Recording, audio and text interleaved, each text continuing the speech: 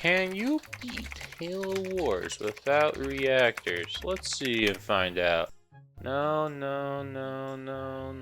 Well, I know what I must do. I must partake this challenge upon myself. To answer the question, can you beat Halo Wars with no reactors? Let's get on to the rules. Rule number 1, I'm not allowed to build any reactors or use any Forerunner reactors. If I start a mission with any reactors, I must destroy them. Rule number 2, I'm allowed to use any units that I'm given at the start of each mission.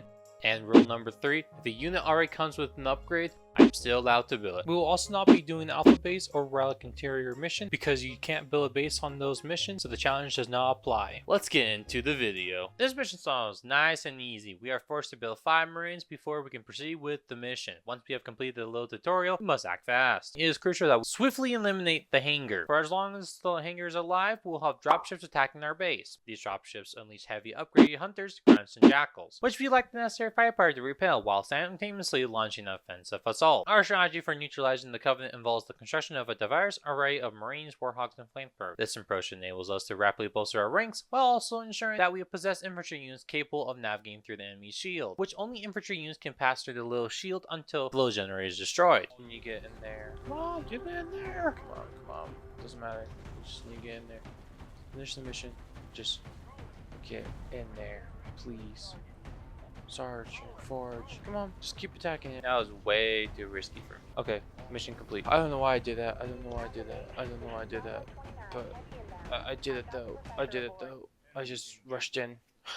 Let's go. First mission done with no reactors. Under 11 minutes. Let's go to the next one. In this mission, we will start with 4 Hornets. An upgrade Warthog for Forge. It is crucial that we maintain the survival of these units throughout the entire mission in order to have any chance of winning. Fortunately for us, we only need to endure this mission for duration of 20 minutes. There are 3 airplanes that we must defend, but we will prioritize the protection of planes A and B, as it is inevitable that plane C will be lost regardless of our effort. While plane C is lost, we will have the opportunity to construct 2 bases. It is very crucial that we secure both bases, as failing to acquire the far right base adjacent to plane A will allow the Covenant to seize that and build a base of their own, leading to numerous complications for us, like a lot of units. And it just makes the mission a lot more difficult. Additionally, attaining the second base will provide us with additional resources which are vital, as we need to frequently spam the leader healing ability as soon as it comes off cooldown, which honestly is our strongest ability. We will have access to this run. These planes possess minimal health and are susceptible to easy destruction. Along with our 4 Hornets and Forge, losing these units can result in the mission loss.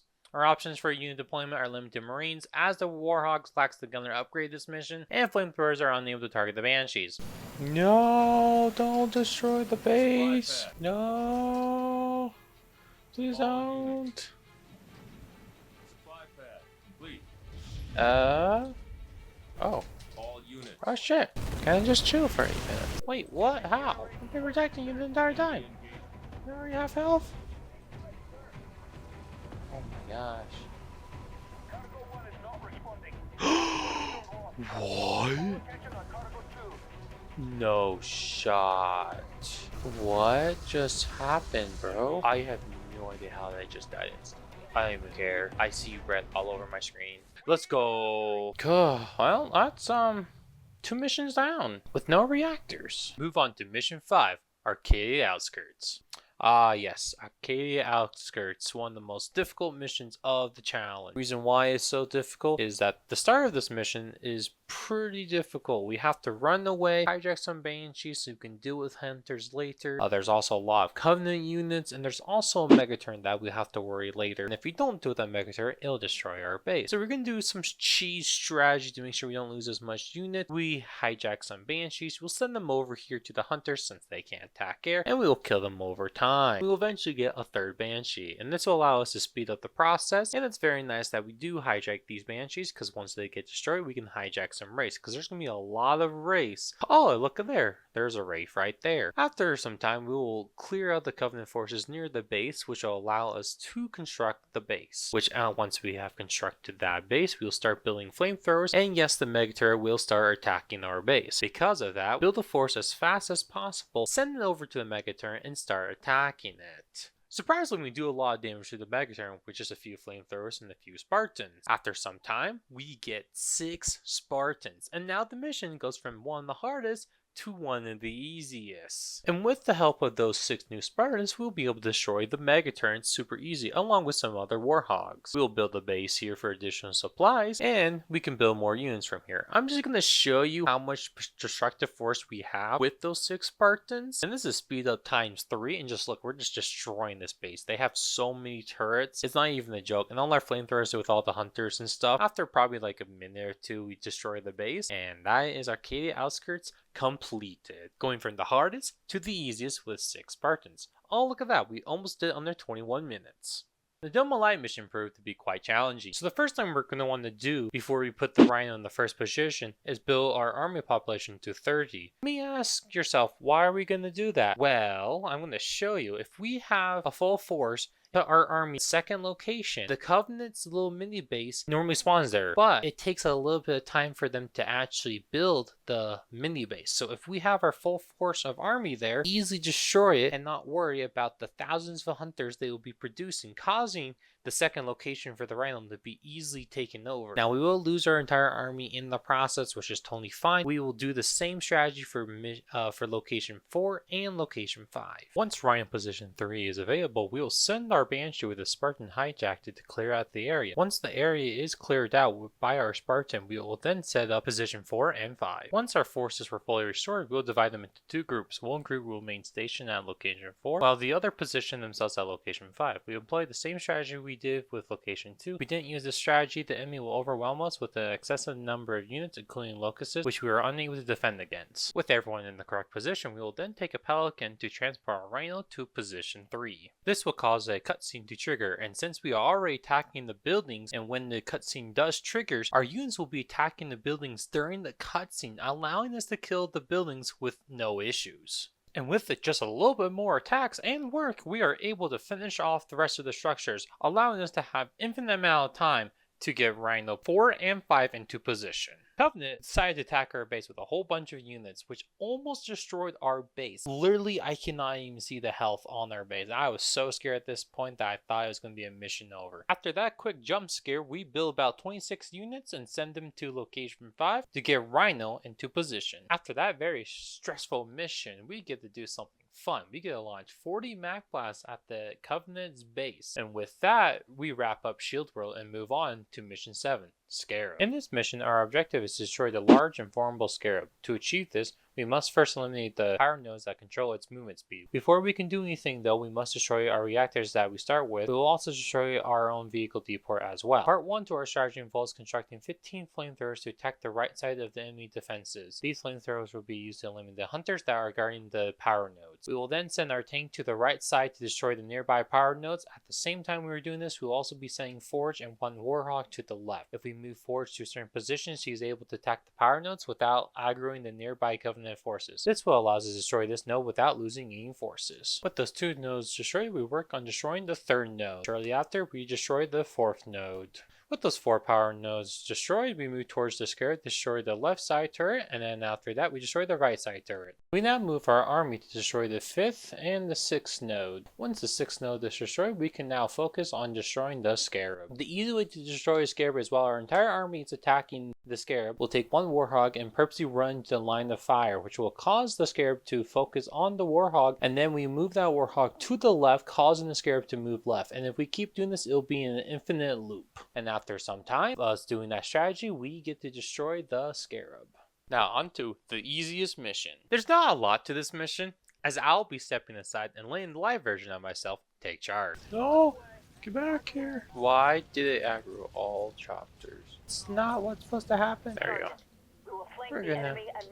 That was the only challenge. After we clear out all the Covenant forces, we will then take the 3 Spartans and Forge to go save the 2 elephants that we must rescue. The reason why we use Forge and the Spartans against the Flood instead of infantry is because the infantry can be affected. We have to kill them twice, while the Spartans and Forge cannot be infected. Also, we do get Carpet Bomb on this level, and we don't need any reactors for it, so this is the only mission we can actually use Carpet Bomb, and it just helps us to clear out a lot of the Flood. Now all we have to do is just save 2 elephants, so this mission is really fast. Okay, super easy mission. Dude, you don't need reactors for that mission. That mission is probably the easiest. What? I didn't build reactors. I swear. Cool. I'm gonna part time too. Now this is one of the hardest missions, if not like the second hardest mission in the whole challenge. You think, okay, we can build some warthogs and use it to clear the flood. Well, this is one of the missions where we don't actually get the gunner upgrade for free, which causes the mission to be way harder than it should be. We also can't really use infantry as well because they just make things worse. And so our strategy is we're going to build 2 warthogs and send them up to the star to save the Spartan. And then once we do that, we will take that warthog and move it down to the other base. And then we will build 30 warthogs. We will also be using the warthog's ramming ability because it actually does a lot of damage when you have like 30 of them. And they're like really good meat shields. Just need to not run into those units. So continue. No. Okay. Oh my god, you got stuck. You got stuck. You got it's fine. Keep driving. Keep driving. You're good. You got this. Cool. About time you guys showed up. We will send Forge over via Pelican to give our Spartans additional firepower, allowing us to clear the flood faster and easier. Since Forge and the Spartans can keep getting back up as long as we have a nearby unit to pick them back up, we can brute force our way through all the flood in the main base. Eventually, we will destroy the flood base and the surrounding enemy forces. While we're doing this, we will be building 30 warthogs, and once we have finished those 30 warthogs, the fun begins. So we're just meat shield right here to give Spartans the support they need. Some of you may die. We'll move our warthogs to pick up all of our Spartans and Forge, and let's continue our assault. We'll then spam our ram ability on the turrets to kill them, and which does a lot of damage surprisingly. Honestly, this is kind of the dumbest strategy I ever came up with. I'm very surprised this actually worked. Let's go! Dude, I can't believe that strategy worked. Just warthogs ramming as meat shields. Oh my gosh, I was actually scared on this mission. Still on their part-time, bro. How am I getting silver? Mission Shield World. It led me to question if this challenge was even possible. I even thought about giving up on this challenge completely. But in the end, I ended up figuring out a strategy that will lead us to victory. We'll clear out the 2 flood turrets. Once these flood turrets have been destroyed, we'll send 1 tank to Bravo, the other tank to Charlie. While sending our tank to Bravo, we need to move in a very certain pattern. For if we don't go a certain way, the tank will get stuck and die to the birds. We'll eventually get 1 gremlin for free, which we will send that to the objective to give us 5 more minutes. Which we need all the time we can get on this mission. Now would be a good time to explain why we actually send a tank to Bravo. The reason why we send 1 tank to Bravo is to earn stars on that tank, in which we need later to clear out Charlie. There's a mechanic called Veterancy in Halo Wars. Each unit can earn up to 3 stars. The way they gain these stars is by eliminating enemy units. Each unit defeated has a hidden amount of XP gain that is divided by how many units are there, which is why we send in 1 tank to get all that juicy XP. Now 1 star increases damage dealt by 15% and 13% less damage taken, while 2 stars increase damage dealt by 25% and 20% damage less taken. 3 stars increases damage dealt by 35% and 26% damage less taken. The tank of Charlie will also get 1 star as well by clearing out the nearby flood turrets, which is also very important. With Bravo cleared out and their tanks having the required stars, we'll send our warthogs into Charlie and use our ram ability on the tower, doing massive amounts of damage to that flood tower. Thanks to the 3 stars we have on our main tank, we can just sit there and take all the damage from the birds, while we're also doing a lot more damage than normal. If we didn't have all those stars, our tank would have died very fast and would not be able to clear out Charlie. Once we clear out Charlie, we have to escort all the 3 Spartans back to base. I didn't know all the Spartans had to be alive for this to work, and I started freaking out, and so I sent what I had left up there to retrieve the Spartan. Luckily, he only needs to be alive for another 10 seconds or so, and that allows us to complete the mission Shield World. With this mission, we are given 6 tech at the start. Now, unfortunately, there's no option to disable or remove these tech. In order to remain true to the challenge, we will only construct units that have a tech level of 0. That means we only have access to marines, flamethrowers, and turrets. Fortunately, we have been provided with 1 Hornet for this mission, which allows us to actually complete the mission. We will immediately assign our Spartan to the Hornet. Since we only have 1 Hornet, we need to make sure we keep alive. Although we will eventually receive 2 Vultures after a certain amount of time, but by then we have already completed the mission. Our primary objective for this mission is to ensure that we do not lose all of our structure, as this will result in the failed mission. We'll primarily rely on our 3 Spartans and Forge to eliminate the flood on the ground level, while we use our Hornet to kill the flood on the side of the ships. Eventually, we'll get a cutscene that shows an energy wave moving by on the ship. This energy wave allows us to clear out any flood that has been destroyed. Once all the flood has been cleared out on the ship, mission's over. Honestly, this mission is pretty easy and it wasn't difficult at all, which is a really nice break to have compared to last mission. And with that concluded, we move on to mission 12, repairs. Normally, this mission is considered to be very straightforward. The recommended strategy is to utilize Cyclops units to heal the ship's engine. However, due to the rules that are in place, we are not permitted to construct any Cyclops units, for they require a tech level of 1, in which we would have to rely on one single Cyclops to complete the mission. If we lose this unit, we will be required to restart the mission. It's one Cyclops versus the world. Fortunately, we also possess the ability to use heal on the ship's engine, speeding up the process. Once again, we are forced to have 5 tech and keep true to the challenge. We are prohibited from constructing units that require 1 tech or more. After a while, we'll eventually be pushed back to the edges of the map, resulting in the loss of structures and the ability to train units. We really want to make sure we don't take damage on the ship's engine. The longer we take on this mission, the more difficult it gets. Also to note, there is a MagicalGarrn that's outside of the mission, but it will attack us randomly, and after some time, we repair the ship's engine to full health, and we move on to mission 13, Beachhead. One of the more enjoyable missions, this mission's objective is to secure 4 bases. First thing we must do is secure the location with the assistance of our ODSTs,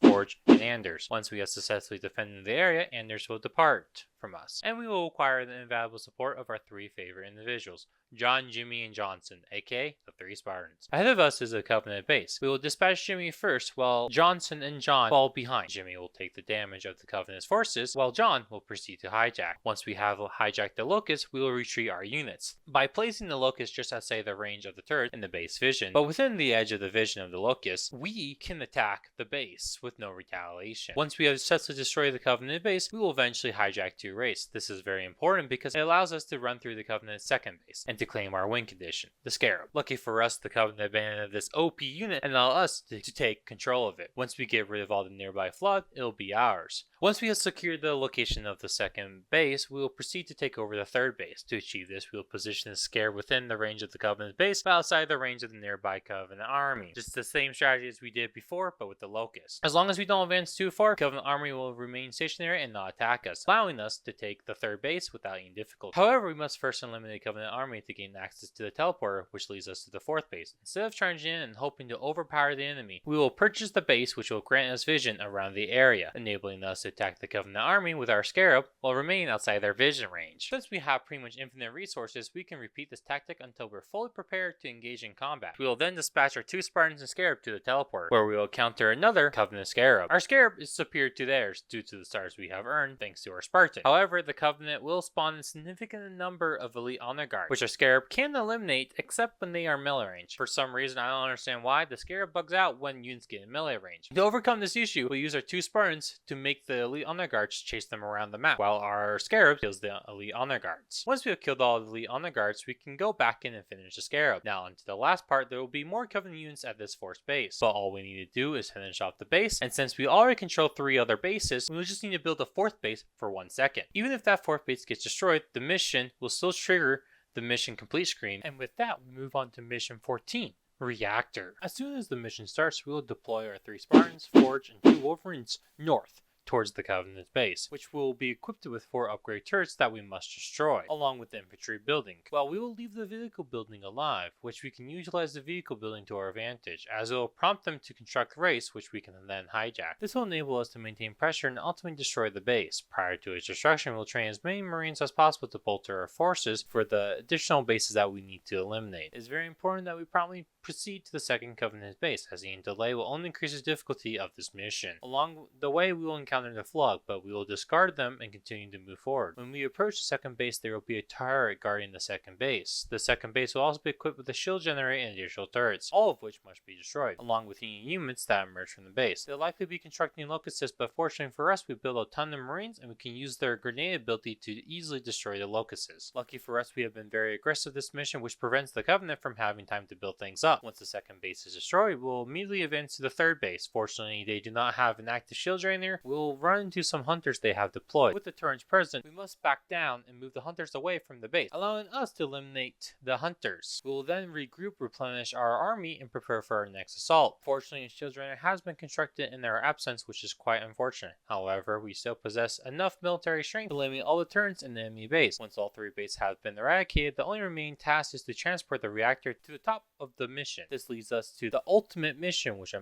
must admit causes me great concern. It is truly astonishing that we have managed to progress this far without any reactors. It's time for mission 15, escape. The objective of this mission is to open all the doors in the correct order. There is a strategy for this mission that makes it really easy. All we need to do is go in the clockwise order. The reason why we do this is this will get us to our second base, which we will build immediately. Then we will come across a Covenant base. The Covenant only has one base at the moment because we got here so early. Once we do destroy the Covenant's base, two major things happen. The Covenant is now baseless and will take time to build up a new base, which means there won't be a lot of units for us to worry about. The second reason why we go clockwise, and the main reason why we do that, is we get access to the mega turret here, which allows us to kill Scarabs in the flood bases with ease. Now, we do need to keep up the pressure and keep moving.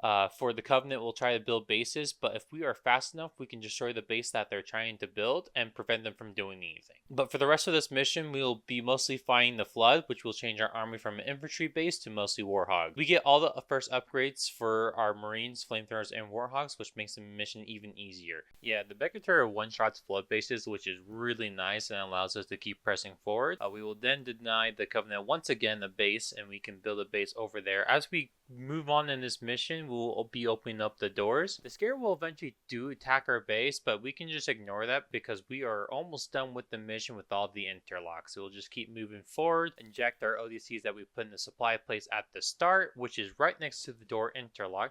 Now we just need to open 2 more interlocks, and then now this is the last interlock, and that should be the mission over. Oh my gosh. Oh my gosh. Oh my gosh, it's possible. It's possible. It's so possible. And that is Halo Wars beaten with no reactors on legendary difficulty. If this video gets to 1,000 subs and 69 likes, I will do the same concept in Halo Wars 2. Until next time.